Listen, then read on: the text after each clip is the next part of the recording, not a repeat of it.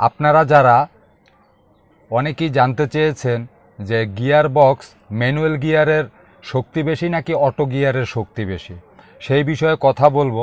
আপনারা খুব মনোযোগ সহকারে শুনবেন এবং ভিডিওটি দেখবেন, তাহলে অনেক কিছু বুঝতে পারবেন এবং শিখতে পারবেন।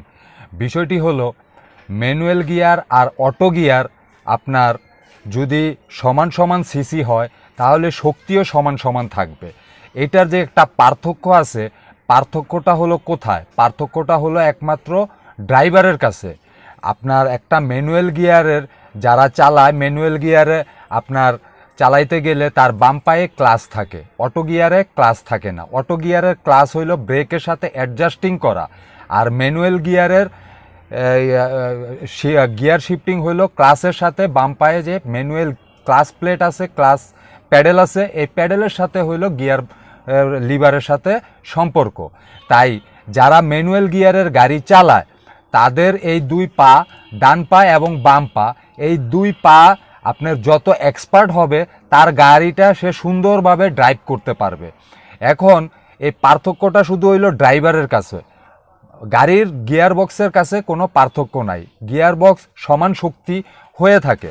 এখন আপনাদেরকে যদি আমি একটু ক্লিয়ার বুঝাইতে চাই, সেই ক্ষেত্রে মনে করেন আমাকে যদি আপনি এই সেম সিসির একটা ম্যানুয়াল গিয়ার দিলেন, আর 2-3-5 বছর ড্রাইভিং করা একটা ড্রাইভারকে যদি আপনি অটো গিয়ার দিলেন, তাহলে সেই ক্ষেত্রে পারফরমেন্সে সে আমার সাথে কখনোই কুলাবে না।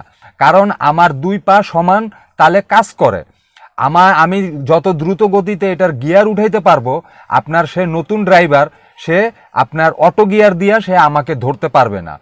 আবার ধরেন আপনি ওই ড্রাইভারকে যদি আপনি এই অটো গিয়ার দেন আর আমাকে যদি ম্যানুয়াল গিয়ার দেন, তাহলেও সে আমার সাথে কুলায় উঠবে না। অর্থাৎ এটা হলো টোটালি ড্রাইভারের উপরে নির্ভর করে, যে যত যার পারফরমেন্স অ্যাক্টিভিটি যত ভালো এবং যার দুই পা যত সুন্দর কাজ করে, সে তত ভালো গাড়ি ড্রাইভ করতে পারবে এবং গাড়ির গিয়ার উঠানামা করতে পারবে। অটো গিয়ার হোক আর ম্যানুয়াল গিয়ার হোক, এটা টোটালি ডিপেন্ড করে হলো ড্রাইভারের কাছে। আপনার গিয়ার বক্সে শক্তির কোনো বিষয় না, শক্তি সমান কোম্পানি দিয়ে থাকে।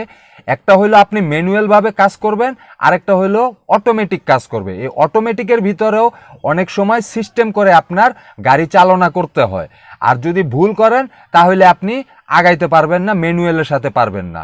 আবার আমাকে যদি অটো দেন, অন্যকে যদি ম্যানুয়াল দেন, সে যদি এক্সপার্ট না হয় তাহলে সে ম্যানুয়াল দিয়েও আমাকে ধরতে পারবে না।